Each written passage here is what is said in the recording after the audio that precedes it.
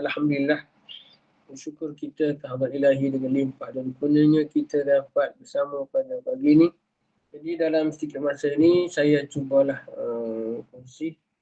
Saya nak pesan pada diri saya dan tuan-tuan, kita punya pegangan kita baca sentiasa baca Quran. Maka disebut dalam hadis, taraktu fikum amrain lan tadillu ma in tamassaktum bihima, iaitu sunnata rasulih Al-Quran wa sunnata rasulih.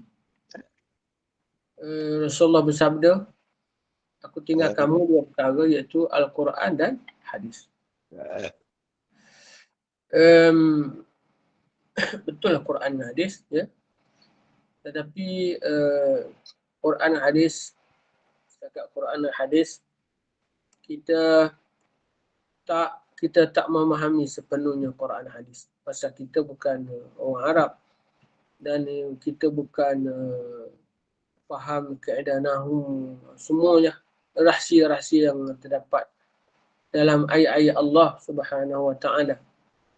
Jadi kita bukan boleh tafsir dengan kita tengok terjemahan maka kita terus faham apa yang tersirat, yang tersurat di dalam Quran dan juga hadis. Kalau setakat kita baca maknanya saja, ada rahsia-rahsia tertentu. Umpamanya kalau kita tengok, katalah disebut, contohlah,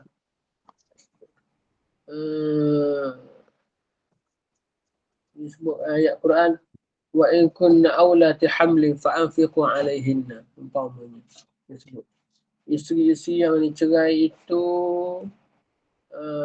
wajib beri nafkah, yang disebut isteri-isteri yang dicerai dalam keadaan mengandung wajib beri nafkah. Tapi ada hukum di sebalik itunya, maknanya kalau dicerai dalam keadaan tidak mengandung, tak wajib beri nafkah. Dalam mazhab Syafi'i jatuh, kalau mazhab lain tak jatuh. Mazhab Hanafi tak jatuh. Jadi ada rahsia, makna kita tak faham.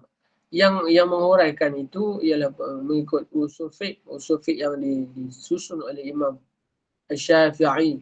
Makna ada hukum dipanggil mafhum mukhalafah, ada hukum mafhum mukhalafah, ada mafhum muwafaqah di sebalik itu.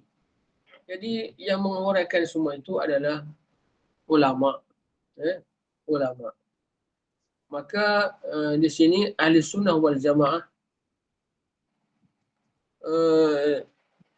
ditambah dua lagi, iaitu ijma' ulama dan juga qiyas, maknanya sumber hukum bagi ahli sunnah wal jamaah, Quran, hadis, ijma' ulama dan qiyas. Jadi tidak memadai kalau kita nak faham satu hukum akidah apa yang berdasar kepada Quran dan hadis sahaja. Kerana kita bukan orang Arab. Orang Arab sendiri pun tak faham, yang tak belajar. Ya. Apatah lagi kita yang bukan orang Arab. Jadi kita perlu kepada huraian. Huraian itulah yang dikatakan al-ulama warathatul anbiya. Ulama pewaris Nabi. Dalam surah Fatih pun ada sebut, innama yakhsyallaha min ibadihi ulama. Di kalangan hamba-Ku, kata Allah Subhanahu Wa Taala, mereka yang takut. Yang takut, innama yakhsyallah, mereka yang takut melakukan. Mereka yang takut kepada Allah, dengan makna takut itu makna takwa. Mereka yang lebih takwa kepada Allah Subhanahu Wa Taala ialah golongan ulama. Ulama sebagai pewaris Nabi. Maka bukanlah orang yang menerima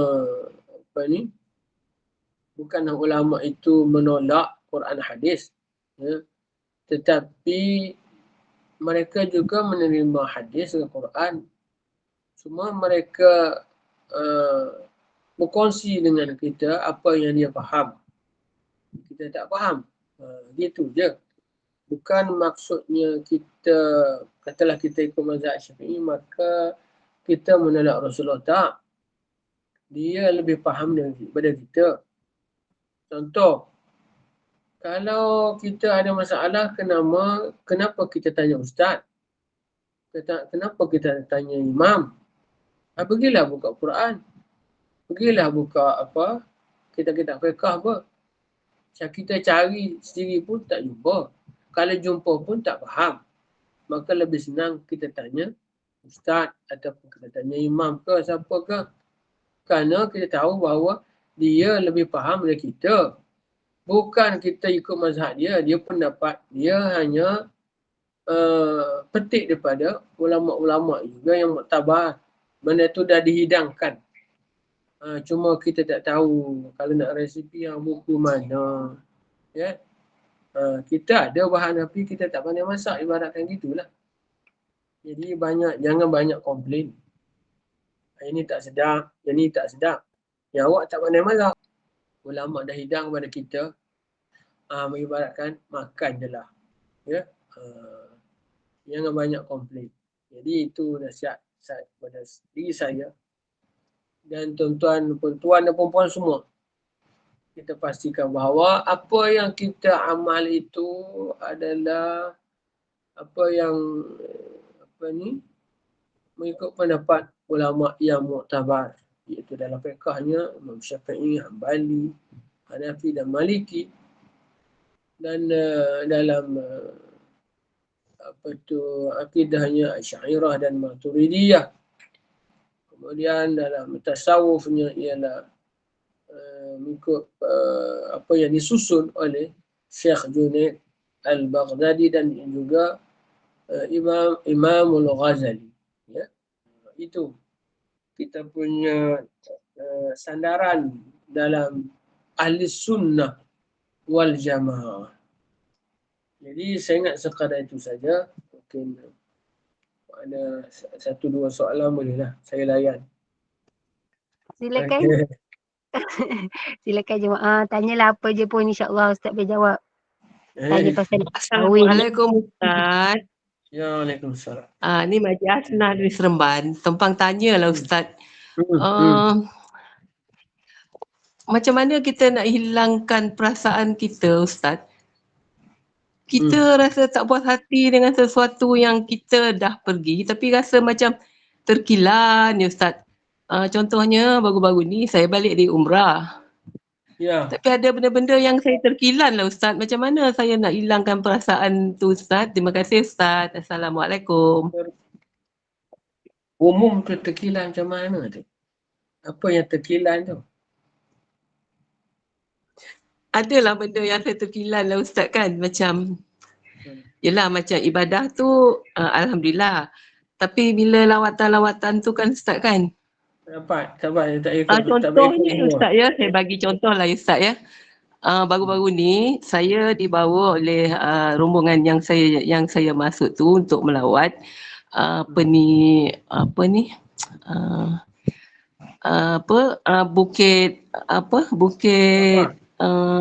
Bukit apa Ustaz? Bukit Uhud. Bukan Ustaz, apa? Bukit Malaikat Ustaz. Bila sampai Bukit Malaikat tu Ustaz, saya langsung tak ada rezeki untuk ambil gambar lah Ustaz. Itu yang rasa macam terkilan di hati tu. Tapi tempat lain semua ambil gambar, elok, banyak. Bila sampai Bukit Malaikat tu yang paling indah lah pada saya Ustaz dalam sejarah. Keliling ni dikelilingi oleh batu bata yang begitu kita tahulah Mekah tu, Madinah tu batu bata Ustaz. Tapi bila kat Bukit Malaikat tu, dia punya pasir tu macam tepung halus Ustaz. Saya macam terpersona sangat lah Ustaz. Sampaikan saya tak boleh nak ambil gambar Ustaz. Okay. Itulah rasa terkilan lah Ustaz. Itu je lah Ustaz. Terima kasih Ustaz. Dia macam ni. Kita kembali kepada rezeki.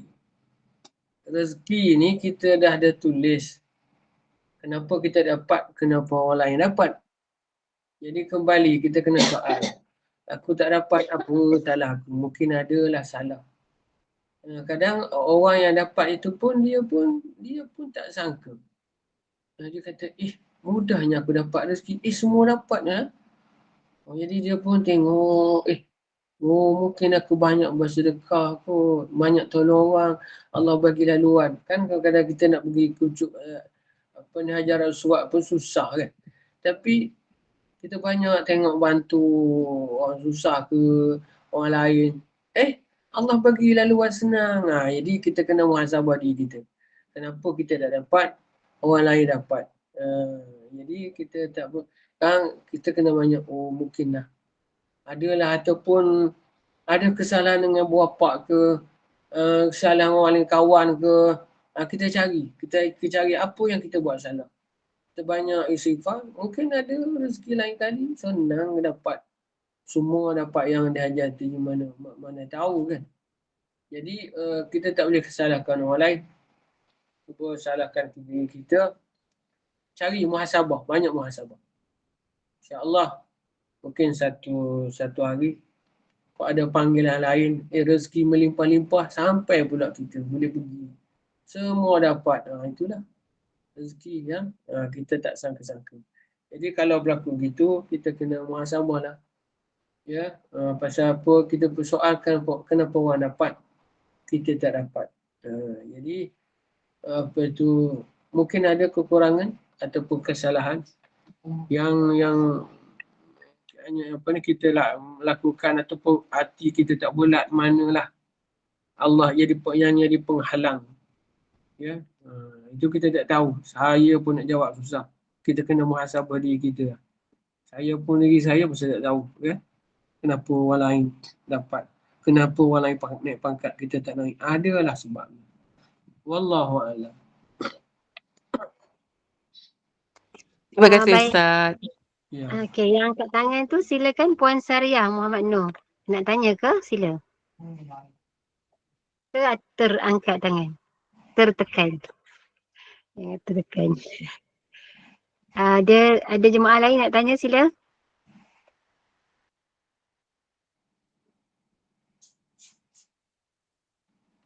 Tak ada soalan dah. Yelah Ustaz apa pun. InsyaAllah Ustaz bukan selalu dengan kita.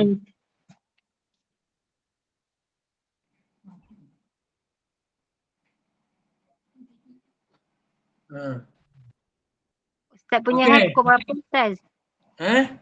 Ustaz punya urusan pukul berapa? Kalau ikutnya saya pergi awal lah mula. Dia orang tunggu saya je. Oh ya, Masya Allah, Tabarakallah. Cepat jemaah sebelum Ustaz nak pergi daripada rumah. Sila tanya. 1-2 soalan mungkin, insyaAllah.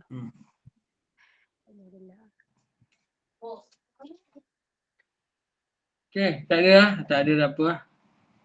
Alhamdulillah. Boleh keluar awal. Tanyalah Ustaz bab kahwin ke, bab taranum ke, bab tajwid ke. Masya Allah, Tabarakallah. Kan? Hari ni Ustaz, saya nak tumpang tanya Ustaz, minta maaf Ustaz. Kalau kita ni mengaji Quran Ustaz, kita memanglah belajar tajwid, belajar apa yang sewajibnya kita belajar Ustaz.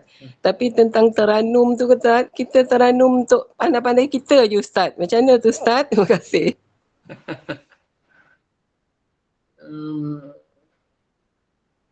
Disebut dalam hadis Zayyinul Quran bi aswatikum. Hiasilah Quran kamu dengan suara. Aswat dengan jamak taksir.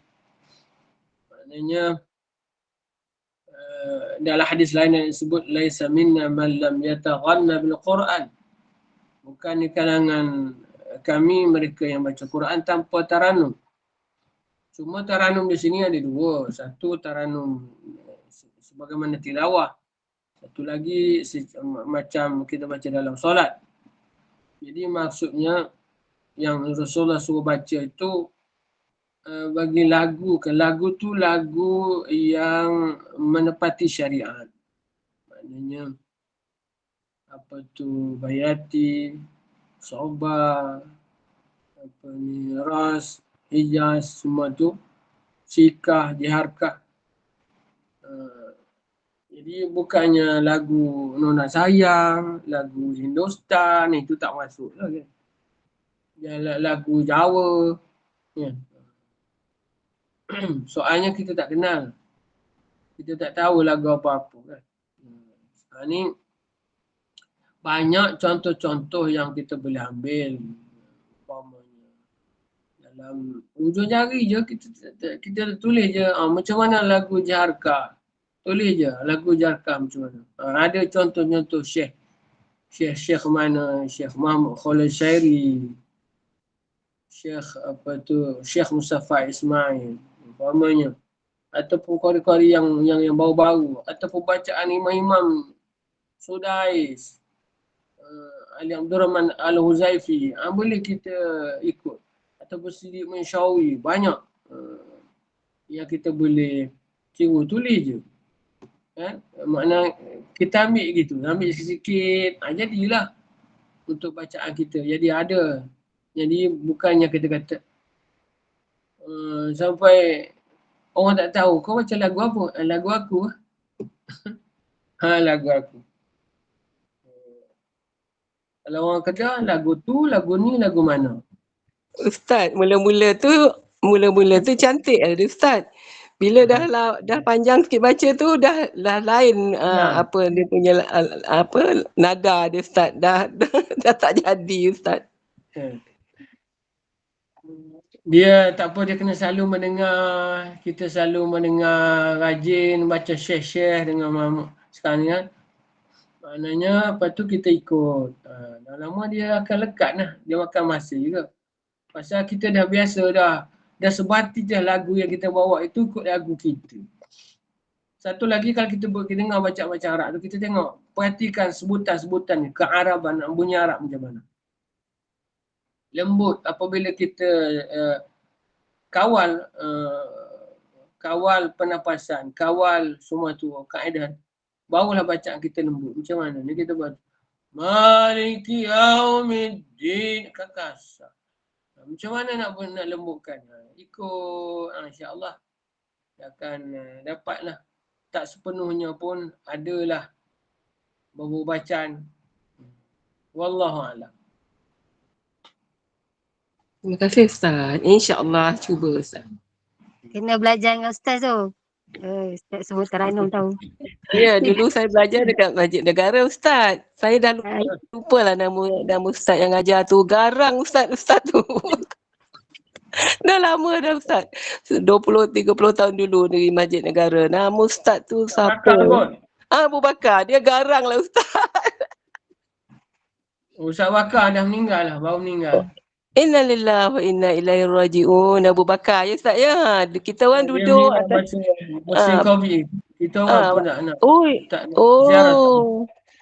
Oh ya ke? Ya Allah. Inna lillahi wa inna ilaihi raji'un. Dia mengajar kami Ustaz kan. Kalau mood dia tu tak ada Ustaz, sampai satu masa tu dia takkan ajar. Kita duduk yalah atas simin tu Ustaz. Tapi ya Allah rindu Ustaz, suara dia Ustaz, sedapnya dia mengaji Ustaz. Ya Allah.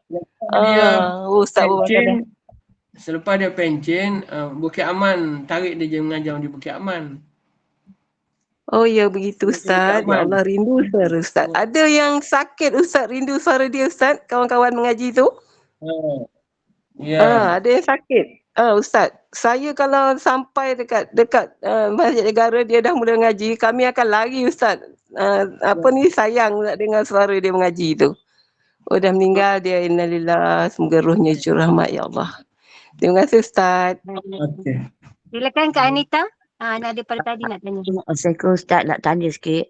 Kan kita bila angkat takbir, kita empat tempat yang kita perlu angkat kan? Kalau lebih tiba kalau macam sujud pun kita angkat juga tu, dan ada dikira batal ke tak apa? Ke perlu yang 4 tu aja? Okey, tempat yang boleh angkat tangan iaitu masa takbiratul ihram. Kemudian nak turun rokok. Kemudian naik pada rokok nak ke intidal. Yang tempatnya daripada sepah rakaat kedua naik ketiga. kepada rakaat ketiga. 4 tempat saja. Maknanya kalau kita buat selepas pada itu, dia tak jadi sunat dah. Jadi makruh lah. Jadi tidaklah membatalkan. Cuma makruh lah pasal tak menepati sunnah. Oh, sunnah tu 4 je. Maknanya kalau boleh 4 kita cuba je. buat yang 4 je ya. Okey. Kalau setiap rakaat angkat itu memang tak betul lah. Okey. Terima kasih Ustaz. Okey. Maknanya tidak membatalkan Ustaz ya? Ya, tak batal. Maknanya dah tahu tu akan cubalah. Terima kasih. Yalah, memang ada viral kata batal. Ada orang tanya saya. Ada orang tanya, ada orang ceramah kata batal. Itu saya kata, macam mana boleh batal? Kerana benda itu sesuatu yang sunat, kita tak buat, kita tak dapat pahala. Kalau tak betul, bukan tempat sunat, dia jadi makruh. Jadi macam mana boleh jadi batal? Kalau rukun tak betul, ya. Rukun tak betul, mau boleh dibatal. Ini yang perkara yang sunat. Ustaz, terima kasih. Alhamdulillah. Assalamualaikum. Okey, silakan. Last.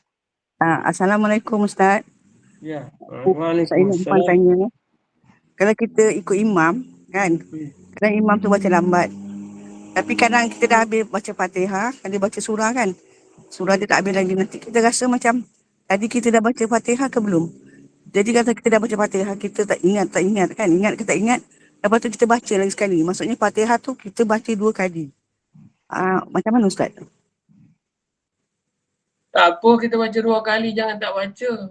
2 kali, kalau yang pertama tu dah sah, dah betul. Yang kedua jadi sunat. Tak ada batal lah.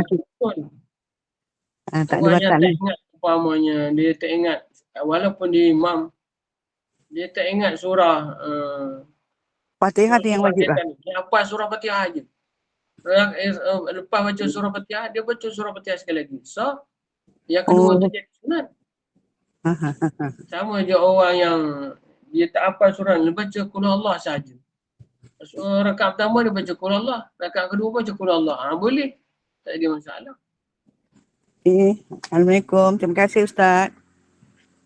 Alhamdulillah, barakallahu fikum, jazakumullah khairan jaza Ustaz di atas perkongsian hari ini, di atas pimpinan bacaan Yasin, doa dan juga tazkirah sebentar tadi dengan menjawab soalan-soalan daripada jemaah. Minta maaf kerana Ustaz ada urusan, jadi kita tamatlah untuk kuliah subuh, kita menutup tirai kuliah subuh pada pagi ini.